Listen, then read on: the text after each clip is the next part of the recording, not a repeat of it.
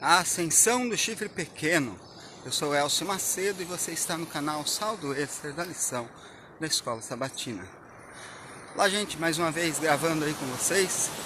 Eu tô aqui passando o feriado nesse lugar aprazível, que é a praia de Ubatuba, uma das praias, né? São 106 praias. Fica aí o recado, você que quer ter uma contemplação das naturezas, das digitais do Criador, vale a pena. O chifre pequeno de Daniel 9:8 a 12 é o mesmo poder do rei de feroz catadura de Daniel 8:23 a 25. Representam o Império Romano e a Igreja Católica como sucessora daquele. O chifre pequeno ele se engrandeceu. Você pode ler esse texto lá no verso 8. Desculpe, no capítulo 8. E deu um deles, saiu de um chifre muito pequeno, né? E vai dizer que sobe ao exército do céu, atinge as estrelas, engrandeceu até o príncipe. Por ele foi tirado o sacrifício do seu santuário, foi lançado por terra, né? E ali ele vai dizendo que lançou a verdade por terra e prosperou nessa sua ação. Tá lá, versos 9 a 12. Leia na íntegra, dá uma pausa aí para a gente continuar. O chifre, ele era pequeno e ele cresceu muito. Assim diz a história. O Império Romano começou pequeno e se expandiu por muitas nações. Da mesma forma, a Igreja Romana iniciou pequena, mas se expandiu pelo mundo todo, mais abrangente que o Império Romano.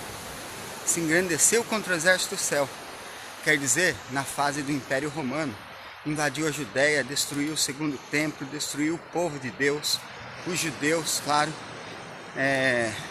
eles também rebeldes, né, nessa situação. Na fase de Roma Papal, fez tudo aquilo que estudaremos amanhã, principalmente separando o povo, né, da intercessão de Jesus no santuário celeste e substituindo-o por sacerdotes humanos que concede aí dessa forma perdão, né, dos pecados. Bem, é falado também que ele tirou o sacrifício contínuo. O lugar do santuário foi lançado por terra. Roma pagã destruiu o santuário e acabou com o ritual que ali se fazia. Os judeus continuaram sacrificando, coisa que já não deveriam fazer mais.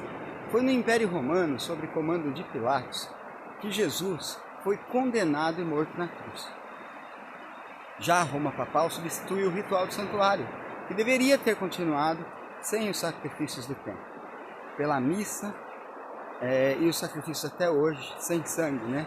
Com a, por exemplo, substanciação, né, do pão e do vinho ali, que é uma doutrina dessa igreja. Portanto, não deveria mais sacrificar naquele tempo, mas a Igreja Romana fez muito pior.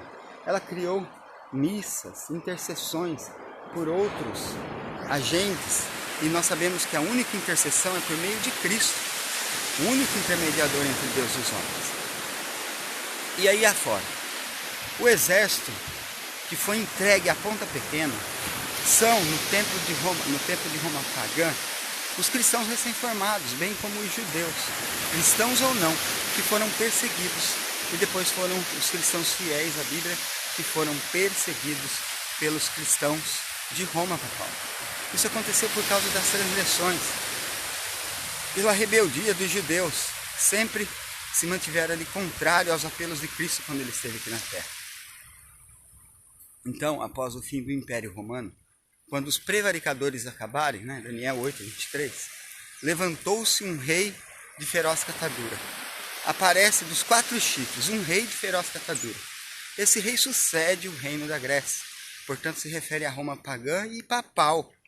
Catadura quer dizer aparência, aspecto, figura, fisionomia.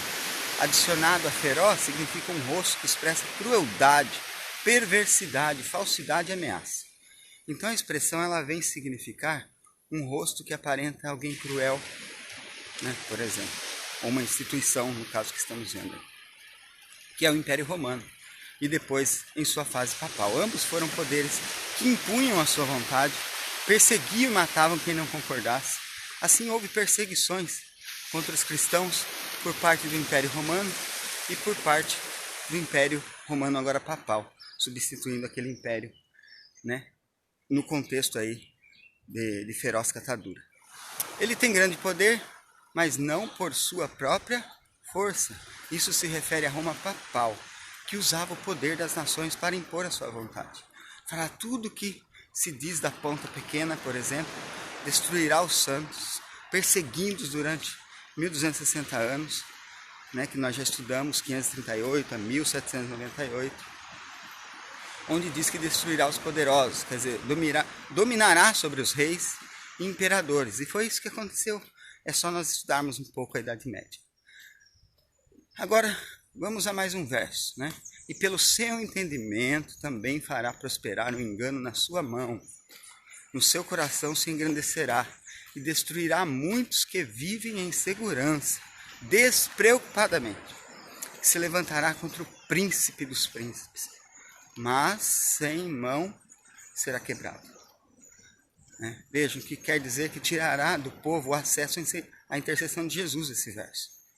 No santuário celeste, substituindo por um ritual, não sancionado, não validado pela palavra de Deus. Resumindo, levará os fiéis a desprezarem Jesus como intercessor.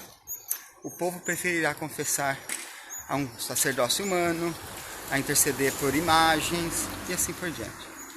Sem mão não será quebrado. Quer dizer que o seu fim será feito pelo poder de Deus, não por homem humano. Isso acontecerá durante as pragas, com o simbólico secamento do rio Eufrates. A perda desse prestígio popular ele irá acontecer. E com a segunda vinda de Jesus Cristo. Aqui não se refere à ferida mortal que foi curada, ocorrida lá em 1798. Esse sistema, sendo representante de Satanás na Terra, ele será destruído por completo e para sempre por Jesus. As duas Romas, pagã e papal, fizeram um grande estrago contra o povo de Deus e contra seu Salvador. Mas Roma papal fez estragos bem maiores que Roma pagã. E em tudo faziam, nunca chegaram ao ponto onde Satanás queria, destruir para sempre esse povo. No final, Roma papal será destruída pelo próprio Senhor Jesus e desaparecerá, junto com toda a rebelião e seu originador, no lago de fogo. Amanhã continuaremos falando do ataque ao santuário sobre esse mesmo poder. Espero lá.